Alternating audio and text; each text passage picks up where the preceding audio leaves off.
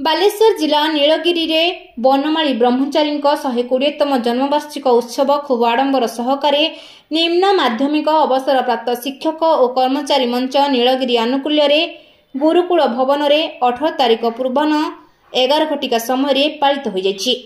मंचर सभापति राष्ट्रपति पुरस्कार प्राप्त प्रधान शिक्षक गौरांग प्रसाद पट्टनायक सभापतित्व आयोजित एक सभारे मंचर साधारण संपादक बसंत कुमार खुंटिया संपादकीय विवरणी पाठ करथिले। मुख्य अतिथि भावे पुरस्कृत प्राप्त शिक्षक संगठनर राज्य संपादक तथा शिक्षक दर्पणर पूर्वतन संपादक सच्चिदानंद महांती जोगदेई गौरव बनमाली ब्रह्मचारी जीवनी उपरे वक्तव्य रखिथिले। सम्मानित अतिथि भावे अवसर प्राप्त शिक्षक संगठनर राज्य उपसभापति फणीभूषण भूया सह संपादक तथा अवसर प्राप्त बीओ शिक्षाविद सुदर्शन राउत स्वर्गत ब्रह्मचारी सह तांकर प्रथम साक्षातर अनुभूति बखाणीथिले।